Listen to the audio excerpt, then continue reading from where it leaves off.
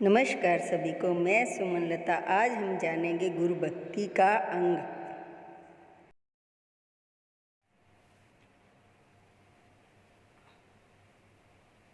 जप तप और ज्ञान ध्यान, पढ़िए वेद पुराण। बिन गुरु भक्ति जीव का कबू न हो कल्याण। सतगुर के उपदेश बिन कौन तरे संसार। गुरु पग लग अनेक जन हो गए भवजल पार। नमस्कार सभी को। जैसे कि पहले भी हमने मन मंदिर चैनल के माध्यम से जाना था नाम का सिमरन, आज हम जानेंगे गुरु भक्ति का अंग।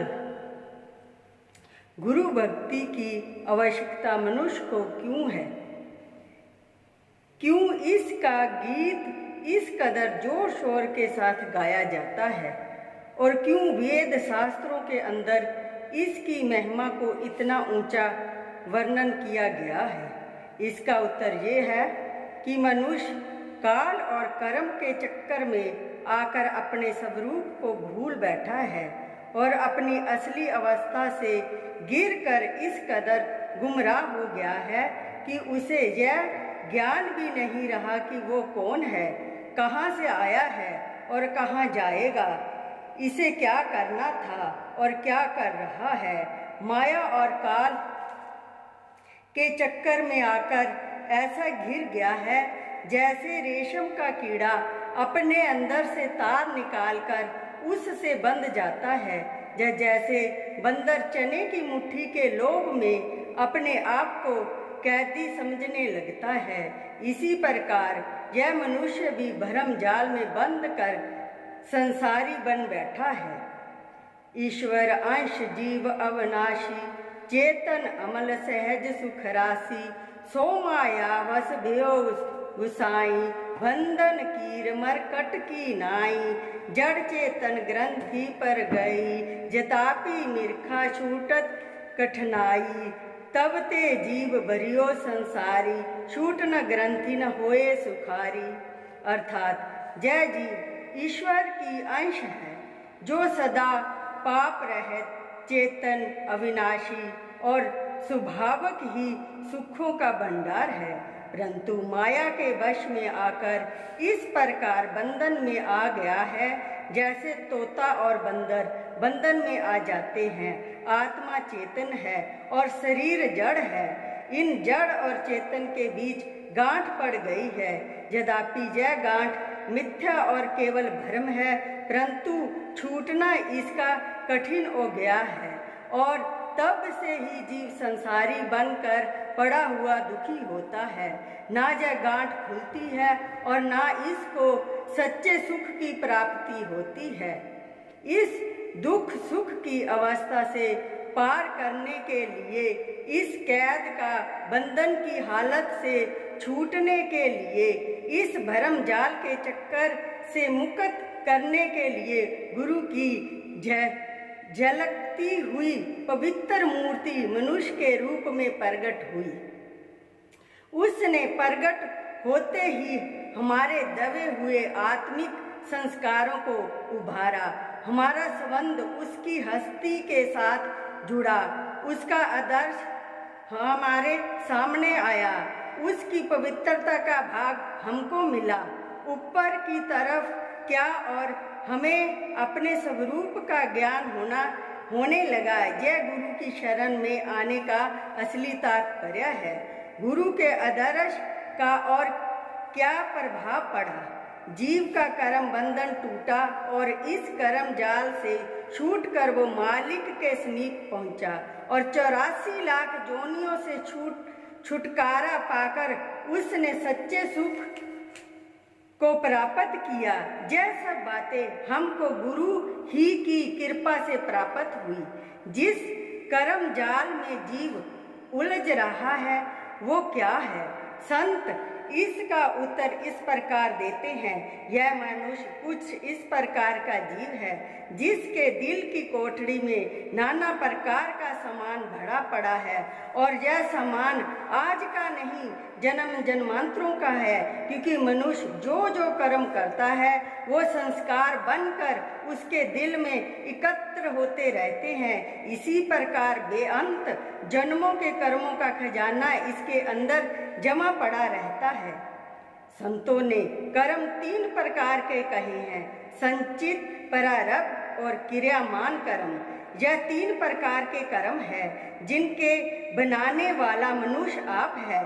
संचित नाम इकट्ठ अर्थात समूह का है।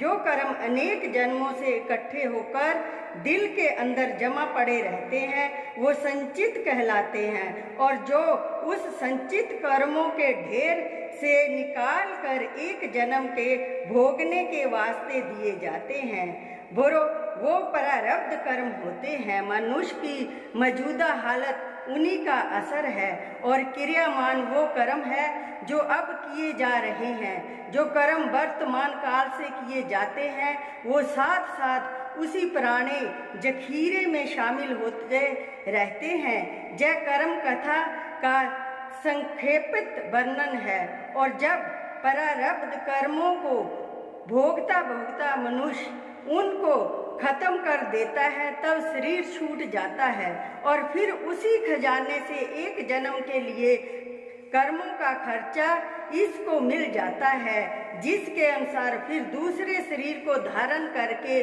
उनको भोगना शुरू करता है। यही धर्मराज की अदालत है जो प्रकृति के नियम अनुसार हमारे दिल के अंदर बैठकर न्याय करती रहती है, जहाँ कर्मों के सिलसिले को निश्चय कराने के लिए एक प्रमाण दिया जाता है, जिसके द्वारा इन सब रूप और भी विदित हो जाएगा, और साधारण समझ बूझ वाले मनुष्य भी इसे भली प्रकार से जान पाएंगे।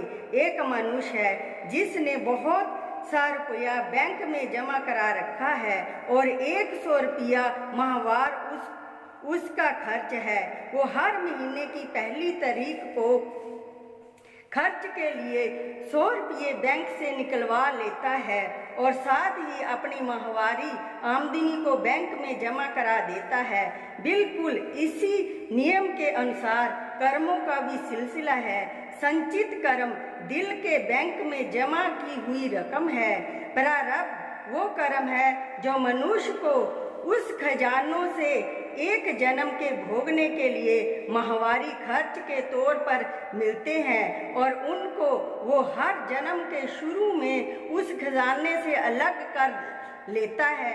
और क्रियामान कर्म उसकी ताजा आमदनी है जिसको वो साथ साथ जमा करता जाता है, चूंकि आमदनी खर्च से कई गुना अधिक होती है। इस कारण से कर्म का खजाना दिन प्रतिदिन बढ़ता और तरक्की करता जाता है। इस तरह से करोड़ों जन्मों के नक्शे दिल के अंदर जमा पड़े रहते हैं। यह नक्शे क्या है? सब जोनियां हैं। इन ही के असर से जय जीव नाना प्रकार की जोनियों के चक्कर में पड़ा घूमता और ठोकरे खाता फिरता है। एक एक चीज का ख्याल, एक एक चीज का नक्शा जो दिल के अंदर पड़ा हुआ है वो एक ही नहीं बल्कि करोड़ों जोनियों के पैदा कर देने की बुनियाद है। वो चीज है जिस प्रकार एक बीज से बेअंत बीज पैदा हो जाते हैं और उनसे फिर बेअंत वृक्ष बन जाते हैं। वृक्ष से फिर बीज और बीज से फिर बेअंत वृक्षों और बीजों का सिलसिला चल निकलता है। इसी प्रकार एक एक ख्याल के अंदर लाखों जोनियां मौजूद रहती है। उन जोनियों में फिर करोड़ों और अरबों जोनियों के बीज पैदा होकर सिलसिला बढ़ता और फैलता जाता है। यही कर्म बंधन है जिसमें जकड़ा हुआ जीव सदा दुख और क्लेशों का शिकार बना रहता है, जिसको मोक्ष या मुक्ति कहते हैं। वो क्या है? मुक्ति के अर्थ है आजादी या छुटकारे के। यह आजादी या छुटकारा किस से पाना है? इसी कर्म बंधन से जिसका वर्ण ऊपर हुआ है। इस कर्म जाल से छुटकारा पाना, जन्म मरण के कष्टों से रहित होना, भ्रम और वहम की जंजीरों को तोड़कर अपने स्वरूप का साक्षात्कार करना, सच्ची मुक्ति कहलाना और इस मुक्ति का धन केवल गुरु के हाथ में है, क्योंकि गुरु ही मुक्ति का दाता है। वो आप मुक्त है और हमको मुक्त कराता है। वो आप आज़ाद है और हमको आज़ाद करने के लिए आता है। वो आप पवित्र है और हमको माया की गंदगी से साफ करके अपने देश में ले जाने का प्रबंध करता है। जय गुरु है और जय गुरु धारण करने का असली प्रयोजन है। आम लोग गुरु धारण करने का मतलब कम समझते हैं। वो जानते हैं कि गुरु शायद उनको कोई विचित्र और नई वस्तु बना देगा, लेकिन गुरु धारण करने का भाव ये नहीं है। यह जीव वास्तव में जो कुछ है वही रहेगा। गुरु इसको कोई नई सृष्टि में नहीं भेजेगा। जिस अपनी हकीकत को जय चिरकाल से संसार में रहता हुआ खो बैठा है, गुरु इसकी उस हकीकत को फिर उसे वापस देता है। और जिस भूल भरम में पड़कर इसने अपनी वास्तविक अवस्था खो दिया है, गुरु इसकी वही खोई हुई हालत को बख्शता है। जब तक गुरु धारण नहीं किया जाता तब तक मनुष्य में मनुष्य जीवन के गुण दबे पड़े रहते हैं। जय गुरु ही है जिसके द्वारा हमारी दबी हुई आत्मिक शक्तियां उभरती हैं और प्रकाशमान होती हैं। सोना जब तक सुनार के हाथ में नहीं पहुंचा किसी काम का नहीं होता। अगर उसका मोल है तो वो केवल इसके कारण से है कि सुनार के पास जाकर उसके भूषण बना सकते हैं। जब वो सुनार की भट्टी से गुजरकर भूषणों के रूप में बदल जाता है तब उसका असल मोल पड़ता है। वो आप सुंदर बनता है और पहनने वालों को सुंदरता प्रदान करता है। इसी तरह बिना गुरु के मनुष्य की कोई कीमत नहीं है। यह गुरु ही है जो मनुष्य को सचमुच मनुष्य बनाता है, वरना इसके सिवाय मनुष्य केवल नाम का ही मनुष्य होता है। नमस्कार। कल हम जानेंगे गुरु भक्ति से उद्धार। दासों की दास सुमन शर्मा।